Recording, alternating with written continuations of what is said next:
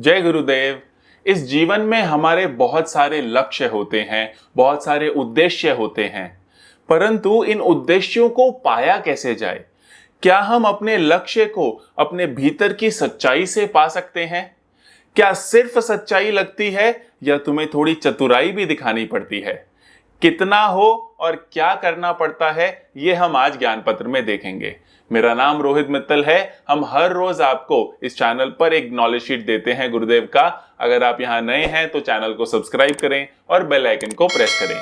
आज का हमारा ज्ञान पत्र संख्या 311 और उसका शीर्षक है सच्चाई और चतुराई। गुरुदेव कहते हैं कि सच्चाई और चतुराई एक दूसरे के विरोधाभासी प्रतीत होते हैं। ऐसा लगता है कि अगर सच्चाई है तो चतुराई नहीं होगी और चतुराई है तो सच्चाई नहीं होगी, परंतु ऐसा नहीं है। ये दोनों एक दूसरे के पूरक हैं।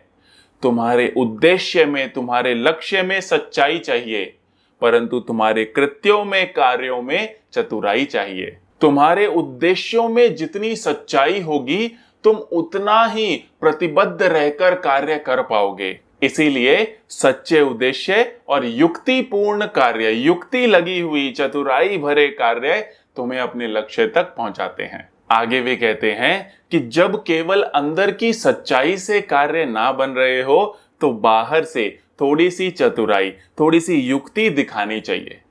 अगर बिना सच्चाई के युक्ति दिखाओगे, बिना सच्चाई के चतुराई दिखाओगे तो वो तुम्हें खोखला, छिछला बना देती है, कमजोर कर देगी। और ऐसा तो संभव ही नहीं है कि तुम अंदर से तो चतुर हो लेकिन बाहर से सच्चाई है। ये नहीं हो सकता। अगर तुम मन में छल रखकर बाहर से कार्यों में सच्चाई लाने का प्रयत्न भी करोगे तो तुमसे बहुत गलतियां होगी। इसलिए सर्वश्रेष्ठ क्या है कि मन में सच्चाई हो और कार्यों में थोड़ी सी चतुराई हो। तभी जॉन नाम के एक डिवोटी पूछते हैं कि गुरुदेव, कोई दृढ़ उद्देश्य हो कि कोई लोभ है, पैसे पाने की बहुत सारी तुम्हारी इच्छा है, क्या इनमें सच्चाई संभव है?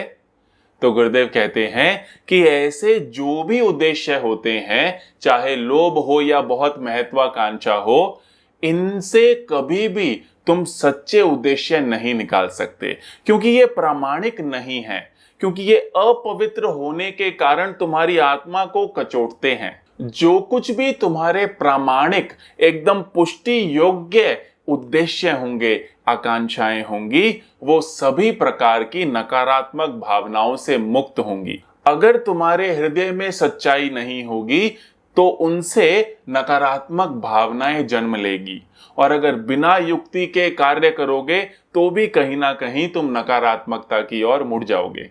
तभी कोई पूछता है कि गुरुदेव, उद्देश्य से निपटने के लिए सबसे उत्तम युक्ति क्या है? तो गुरुदेव कहते हैं कि अपने पास कोई उद्देश्य रखो ही मत। यही सबसे उत्तम युक्ति है कि तुम उस लक्ष्य को, उस संकल्प को ईश्वर चरणों में समर्पित कर दो और मुक्त हो जाओ। आगे गुरुदेव कहते हैं कि कर्म कभी भी दोष रहित हो ही नहीं सकते, परंतु हमारे उद्देश्य दोष रहित और सच्चे हो सकते हैं। कर्मों में हमेशा ही सुधार की आवश्यकता रहती ही है, सुधार की गुंजाइश हमेशा रहेगी। तुम्हारी आंतरिक गहनता और आंतरिक स्वतंत्रता, तुम अंदर से कितने गहरे और स्वतंत्र हो, उससे निपुणता बाहर आती है।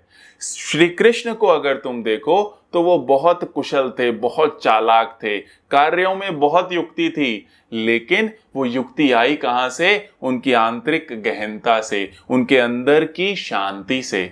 इस ज्ञान पत्र को हमारे साथ देखने के लिए बहुत बहुत धन्यवाद। वीडियो को ज़रूर से लाइक करें। रोज़ ऐसे ज्ञान पत्र सुनना चाहते हैं तो चैनल को सब्सक्राइब करें और जितना हो सके इस ज्ञान को अपने मित्रों और परिवारजनों के साथ फैलाएं।